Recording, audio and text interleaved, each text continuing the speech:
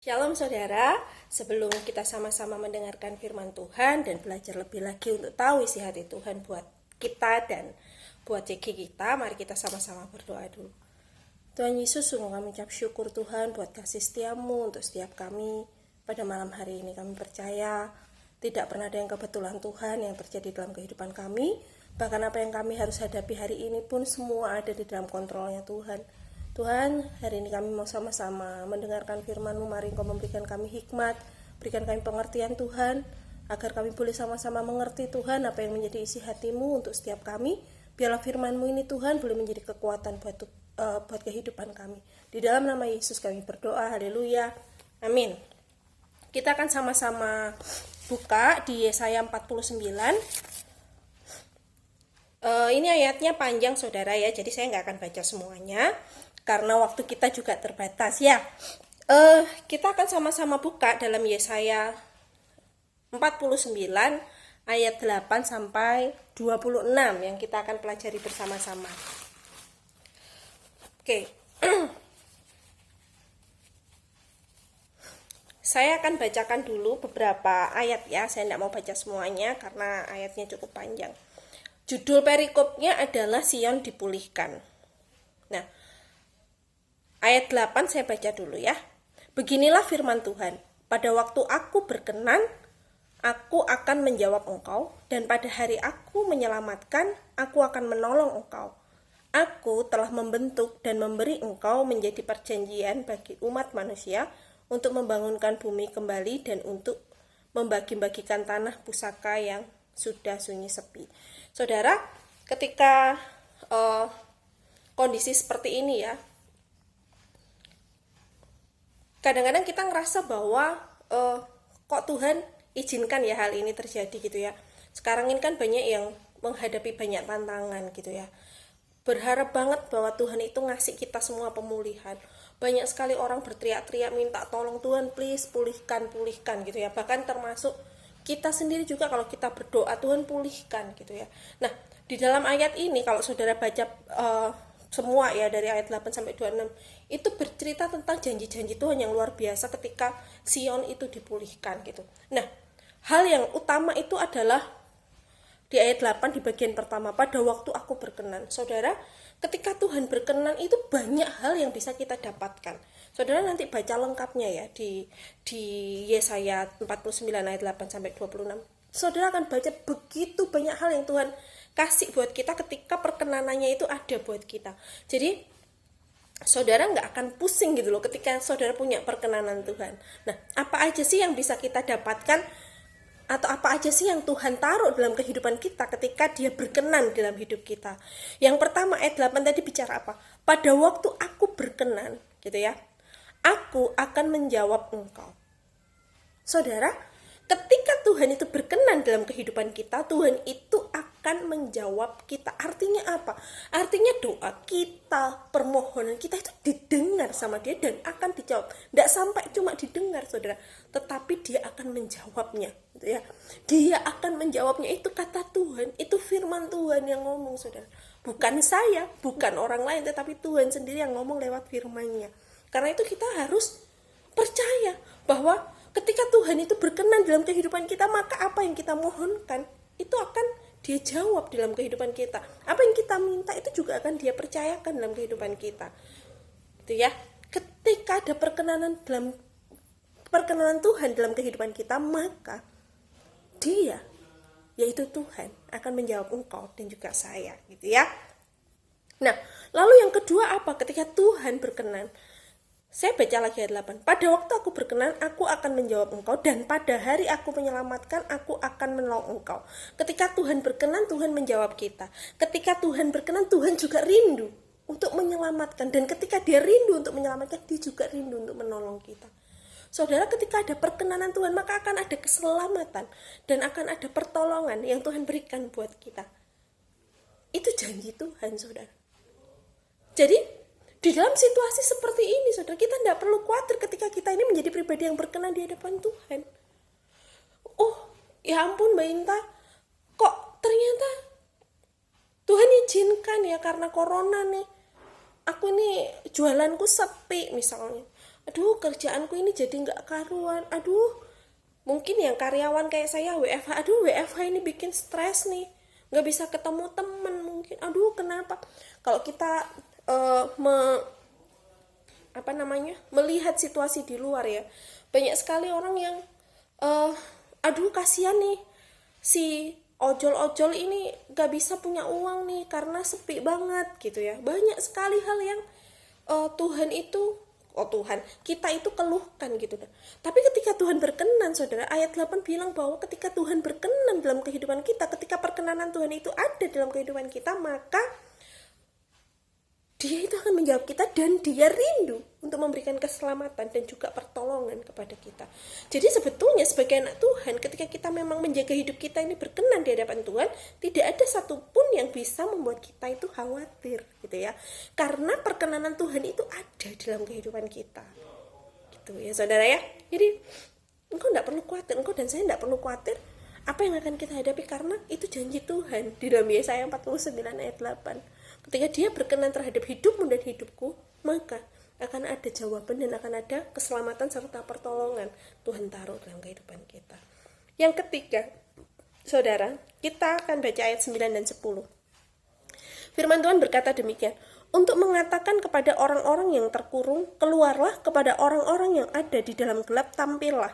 Di sepanjang jalan mereka seperti domba yang tidak pernah kekurangan rumput, dan di segala bukit gundul pun tersedia rumput bagi mereka. Mereka tidak menjadi lapar atau haus, angin hangat dan terik matahari tidak akan menimpa mereka, sebab penyayang mereka akan memimpin mereka dan akan menuntun mereka ke dekat sumber-sumber air. Wow, saudara, ketika hidupmu dan hidupku itu berkenan di hadapan Tuhan, bukankah ada pemenuhan kebutuhan yang Tuhan taruh dalam hidupmu dan hidupku? Tuhan ngomong apa sih? Di sepanjang jalan mereka seperti domba yang tidak pernah kekurangan rumput, saudara. Kemanapun kita melangkah itu ada makanan yang Tuhan taruh dalam kehidupan kita. Tidak ada sedikit pun kekhawatiran yang bisa menghinggapi kita. Kenapa? Aduh besok gak bisa makan ya. Oh, Tuhan janji loh, di sepanjang jalan itu kayak domba yang gak pernah kekurangan rumput, saudara. Di segala bukit gundul pun tersedia rumput loh. Bukit gundul aja loh dikasih rumput sama Tuhan untuk kasih kita makan. Apa yang perlu kita khawatirkan? Tidak ada. Ketika hidupmu dan hidupku itu berkenan di hadapan Tuhan, pemenuhan kebutuhan itu Tuhan sediakan buat engkau dan juga aku. Lalu ayat 10, mereka tidak menjadi lapar atau haus, angin hangat dan terik matahari tidak akan menimpa mereka, sebab penyayang mereka akan memimpin mereka. Ada pimpinan Tuhan. Selain ada pemenuhan kebutuhanmu dan kebutuhanku dalam hal makanan maupun pakaian ataupun tempat berteduh mungkin, Tuhan juga kasih pimpinan dalam hidupmu dan hidupku ketika hidup kita ini berkenan di hadapannya. Jadi tidak ada satu alasan pun dalam kehidupan kita ini yang harusnya membuat kita itu khawatir. Karena Tuhan itu menyediakan apa yang menjadi kebutuhan kita ketika kita itu hidup berkenan di hadapan Dia. Amin. Nah, berikutnya apa? Yang keempat, kita akan sama-sama baca ayat 16 dan 17. Lihat, aku telah melukiskan engkau di telapak tanganku. Tembok-tembokmu tetap di ruang mataku. Orang-orang yang membangun engkau datang bersegera, tetapi orang-orang yang merombak dan merusak engkau meninggalkan engkau. Saudara, ketika hidupmu dan hidupku itu berkenan di hadapan Tuhan,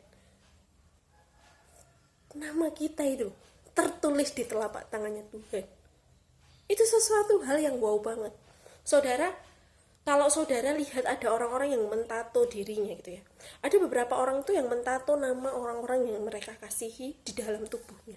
Nah, ketika nama kita itu tertulis di telapak tangan kita, di telapak tangan Tuhan, saudara ya, itu artinya Tuhan itu mengasihimu dan juga mengasihiku, saudara. Ketika hidupmu dan hidupku itu berkenan di hadapan Tuhan, namamu dan namaku, nama saudara dan juga nama saya, itu ada di telapak tangannya Tuhan. Itu artinya Tuhan itu mengasihi engkau dan juga mengasihi saya. Siapa orang di dunia ini yang mau nulis nama saya di telapak tangannya? Ya mungkin suami saya, tapi dia juga enggak melakukannya. Tapi Tuhan menulis namamu dan namaku di telapak tangannya, saudara, ketika hidup kita itu berkenan di hadapannya.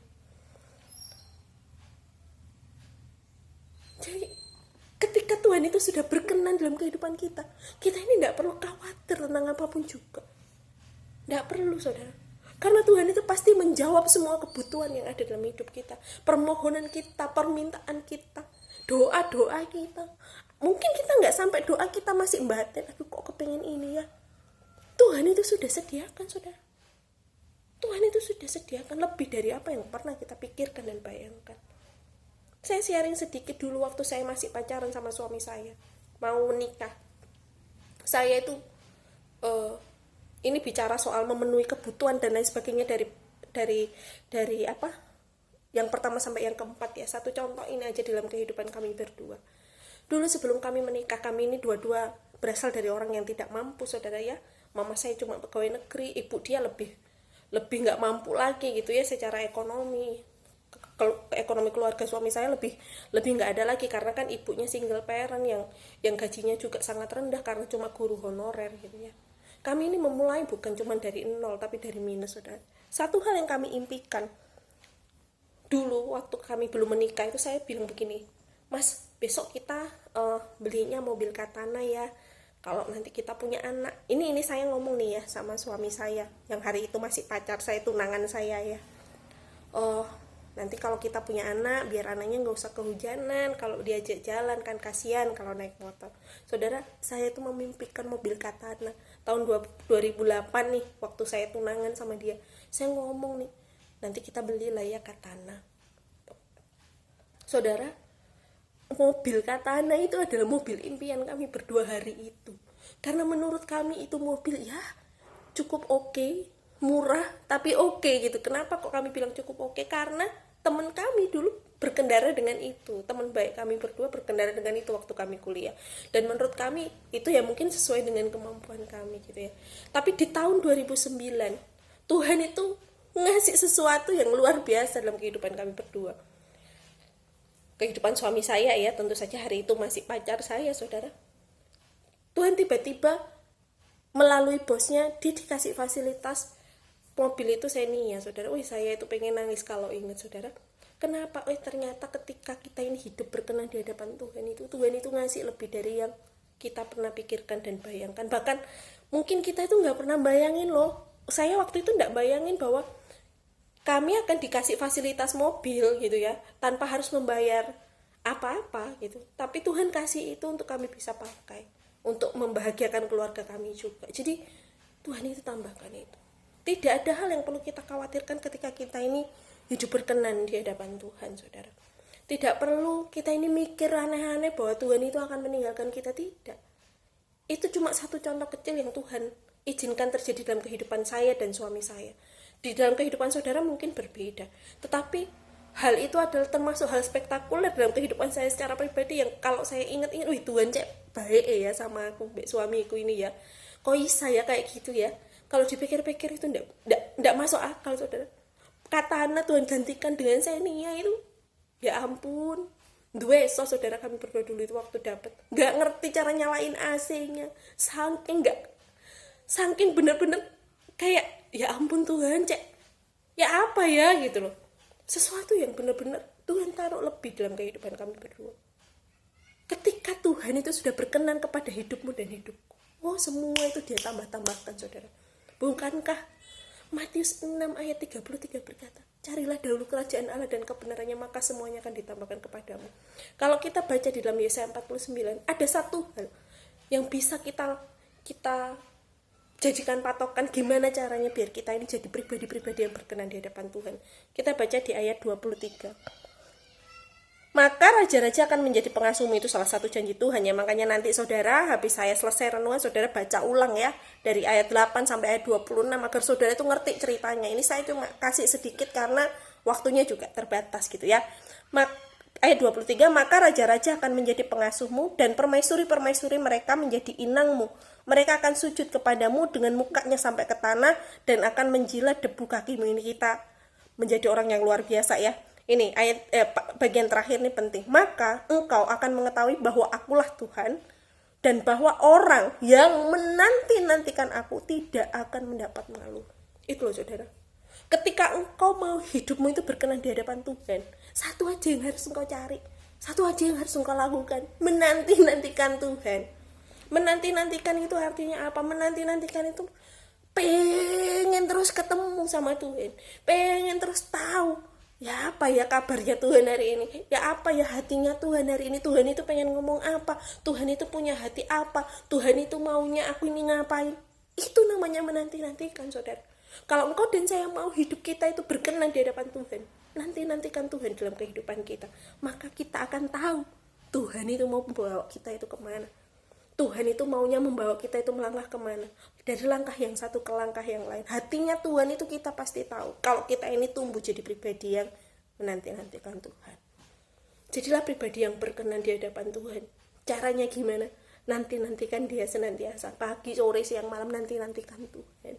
Ya, apapun kondisimu tetap nanti-nantikan Tuhan dalam hidupmu.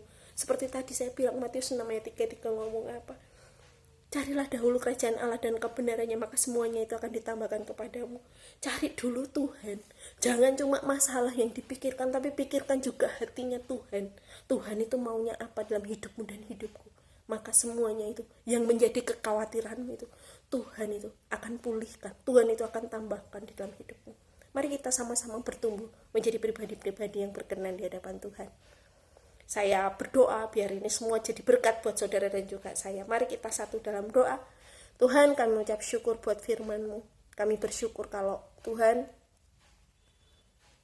firman-Mu boleh menguatkan kami, boleh mengajari kami untuk kami tetap percaya bahwa Allah Engkau itu adalah Allah yang terus memulihkan kami, bukan Allah yang meninggalkan kami. Mari Tuhan, berikan setiap kami hati yang terus berharap dan bersandar sama Tuhan.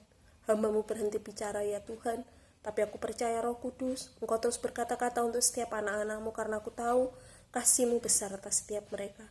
Kau memberkati setiap mereka dimanapun mereka berada Tuhan.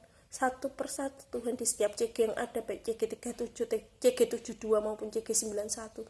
Kau berkati Japanan, Buduran juga Pandaan, Kau memberkati Tuhan. Apapun yang mereka pergumulkan hari ini, kami berdoa dalam nama Tuhan Yesus. Ada terobosan yang Tuhan sediakan.